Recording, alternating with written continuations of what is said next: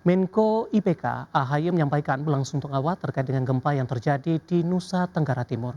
AHY memastikan sejak hari pertama kejadian, pihaknya sudah berkoordinasi dengan kementerian di bawahnya, khususnya Kementerian Pekerjaan Umum untuk menyiapkan alat berat dalam membantu proses evakuasi.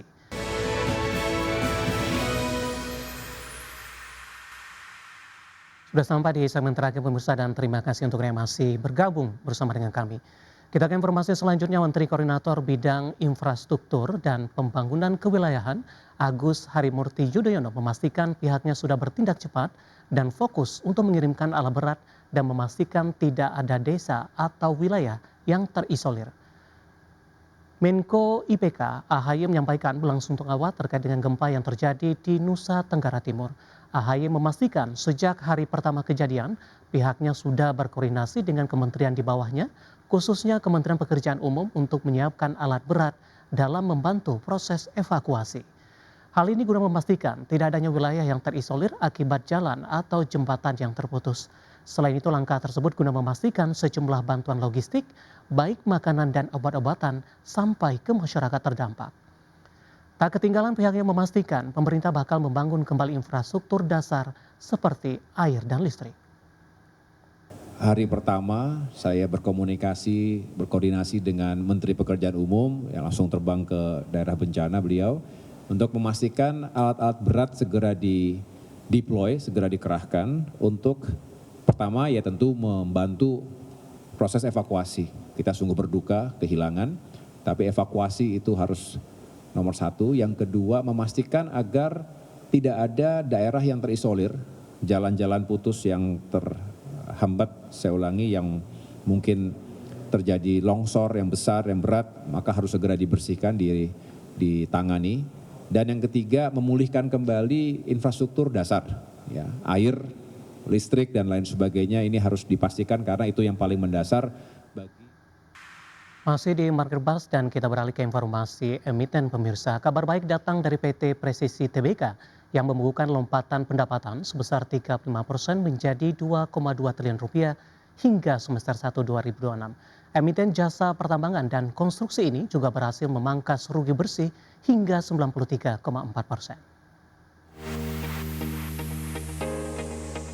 PT PP Presisi Tbk mencatatkan tren pemulihan kinerja keuangan dan operasional yang signifikan hingga pertengahan tahun 2026. Emiten berkode saham PPRE ini meraup pendapatan konsolidasian 2,2 triliun rupiah per Juni 2026. Realisasi ini tumbuh 35% jika dibandingkan periode yang sama tahun lalu yang sebesar 1,6 triliun rupiah. Direktur Utama PPRE Rizky Dianugrah menjelaskan bahwa pertumbuhan pendapatan mencerminkan aktivitas operasional Perseron yang tetap terjaga. Dari sisi profitabilitas, Perseron berhasil menekan rugi tahun berjalan hingga 93,4% menjadi 88,6 miliar rupiah per Juni 2026.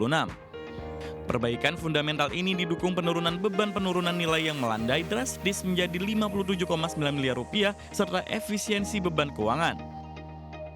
Sepanjang kuartal 2 2026, PPRE mengantongi perolehan kontrak baru mencapai 1,5 triliun rupiah yang didominasi segmen jasa pertambangan.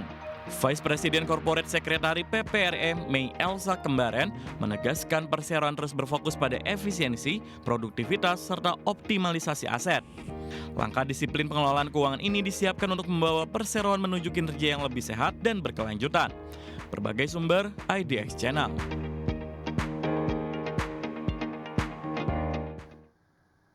PT Wijaya Karya Beton Tbk mengkonfirmasi keterlibatannya dalam proyek kolaborasi mitigasi pergerakan tanah di Jalan Cisumdawu senilai 334 miliar rupiah. Kerjasama dengan induk usahanya PT Wijaya Karya Tbk ini berfokus pada pemulihan fungsi jalan tol secara optimal. PT Wijaya Karya Beton Tbk menegaskan komitmennya dalam menjaga keandalan infrastruktur ketersediaan jalan tol nasional. Emiten manufaktur beton berkode saham WTON ini bergabung dalam skema KSO senilai 334 miliar rupiah bersama PT Wijaya Karya Tbk. Proyek penanganan pergerakan tanah di kawasan Jalan Tol Cileunyi Sumedang Dawan ini telah berjalan sejak Oktober 2025.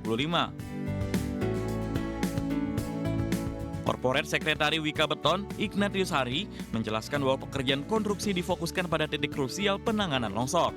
Area pekerjaan meliputi seksi 2 akses gerbang tol Pamulihan, kilometer 170 jalur A, serta kilometer 177 Bojong Totor dan kilometer 178 Mulyasari pada jalur B.